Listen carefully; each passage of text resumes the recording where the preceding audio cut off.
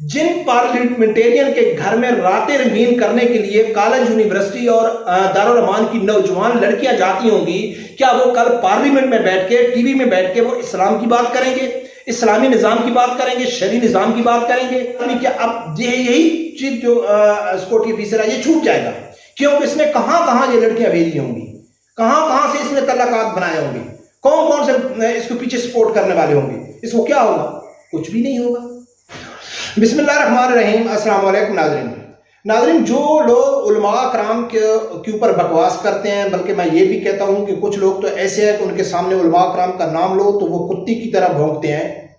इंतहाई लिबरल किस्म के लोग हैं, सियासतदान है, ब्यूरोक्रेट्स है, मीडिया है, फिर उनके जो फॉलोअर आम पाकिस्तानी हैं वो भी उनकी बातों में आके उलमा कराम के ऊपर तनकीद करते हैं। अगर कहीं इस्लामी दलील यानी कि आप हदीस शरीफ की कोई दलील पेश करें या कुरान शरीफ से कोई हवाला दे तो वो क्या कहते हैं कि यार ये तकिया न्यूज़ की बातें हैं, ये आजकल नहीं चलती हैं, तो वो इस चीज़ को मानते नहीं हैं। आज ये जो वीडियो है, आज ये जो एक बहुत बड़ा स्कैंडल सामने आया है, उन लोगों के मुंह के ऊपर जोरदार तमाचा है और बहुत बड़ा लम्हा फिक्रिया है जो इस्लामिया यूनिवर्सिटी भावलपुर में वाक़या हुआ है।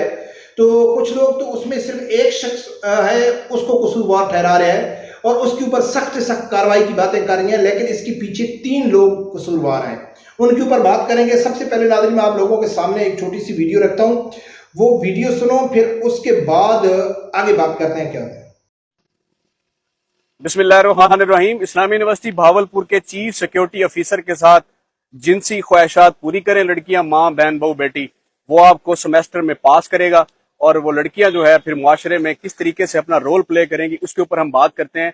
इस्लामी यूनिवर्सिटी भावलपुर के मैं इस वक्त बगदादुल जदीद नाज़रीन ये वाकया पेश आया इस्लामिया यूनिवर्सिटी भावलपुर में। इस्लामिया यूनिवर्सिटी भावलपुर में उनका जो चीफ सिक्योरिटी ऑफिसर है उसके मोबाइल में 5500 यानी बहुत बड़ा फिगर है ये, 5500 तालिबात की फाश वीडियोस बरामद हुई एक शख्स के मोबाइल से। और चीफ सिक्योरिटी ऑफिसर से जिनसी अद्वियात भी बरामद हुई। मुलजिम के 3 रोजा जिस्मानी रिमांड पर पुलिस के हवाले कर दिया गया। वालिदैन अपनी बच्चियों को भेजते हैं कि हमारी बेटियां पढ़ लिख कर अपनी अगली जिंदगी खूबसूरत और इज्जत के साथ गुजारेंगी, मगर इन वाक़यात ने अब वालिदैन को बच्चियों को मज़कूरा यूनिवर्सिटी में पढ़ाने के लिए सोचने पे मजबूर कर दिया है। तालीमी दरसगाहों में दरिंदों की मौजूदगी और हुक्मरानों की पुरअसरार खामोशी यानी एक बहुत बड़ा सवालिया निशान है। नाज़रीन इसके ऊपर बात करते हैं। मैं अक्सर जो मेरी वीडियो होती है मैं उस पहलू के ऊपर बात करता हूं जिसके ऊपर कोई भी बात नहीं करता है।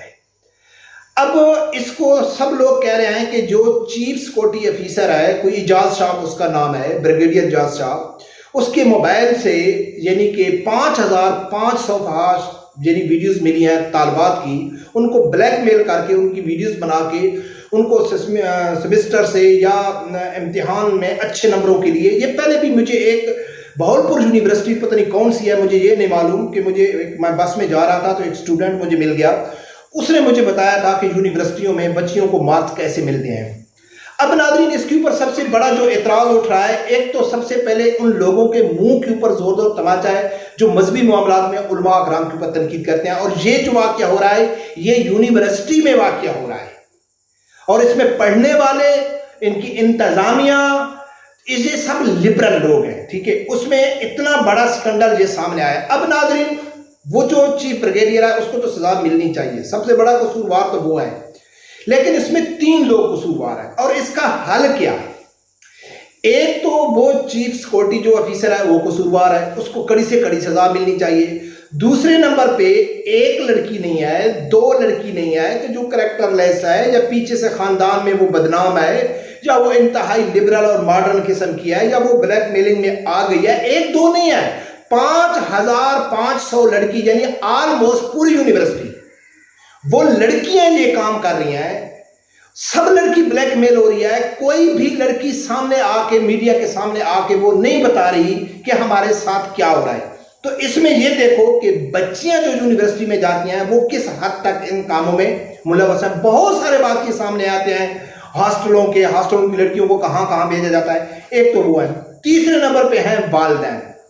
اب یہ بھی نہیں ہو سکتا ہے کہ اس چیز کو دیکھ کے والدین کہیں کہ ہم اپنی بچیوں کو یونیورسٹی میں نہیں بھیجتے.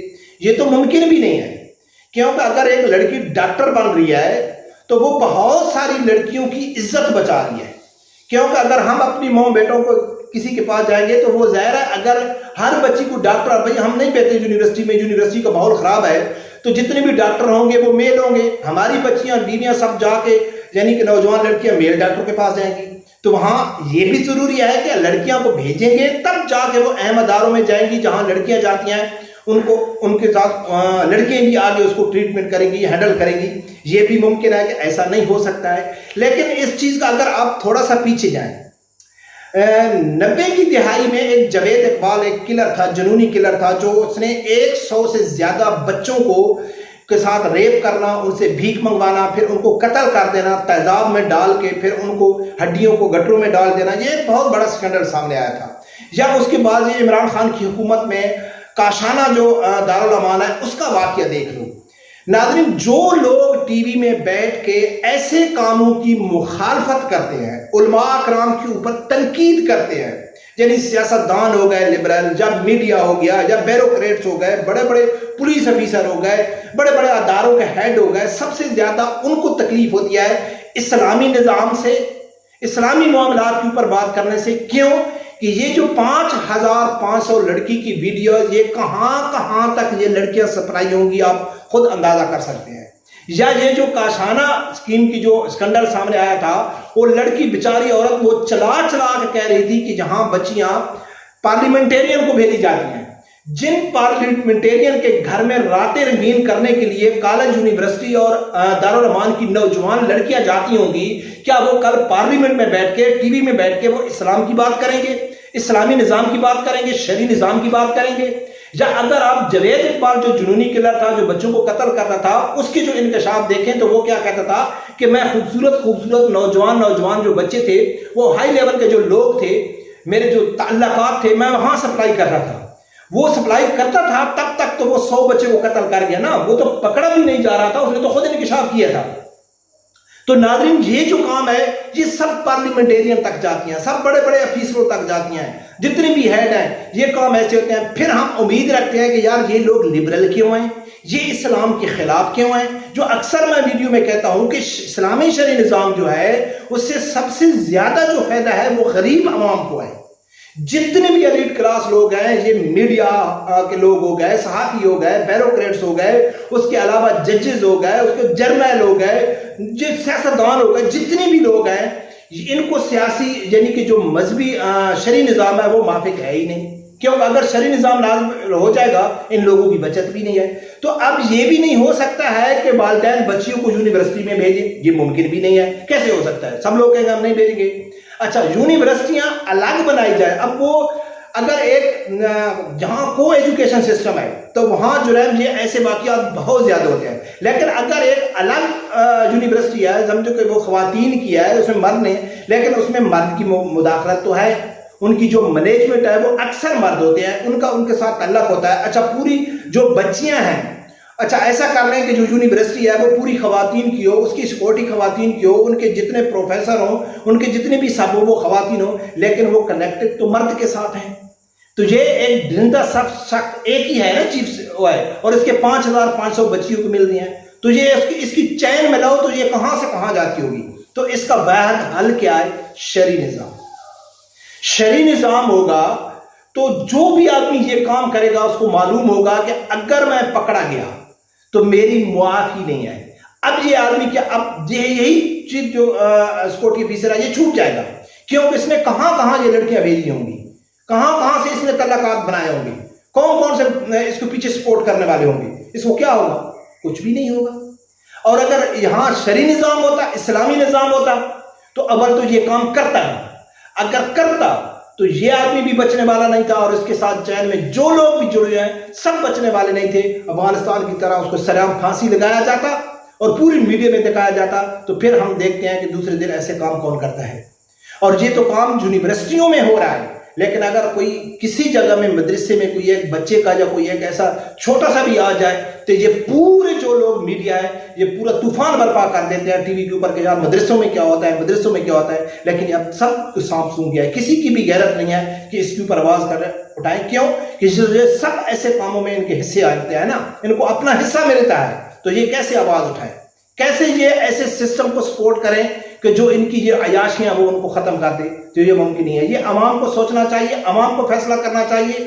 جو نظام عوام کے فائدے میں آئے اس میں سب سے بڑی رکاوٹ یہی ہمارے بیوروکریٹس ہیں، یہی سیاستدان ہیں، یہی میڈیا ہے، یہی ہے.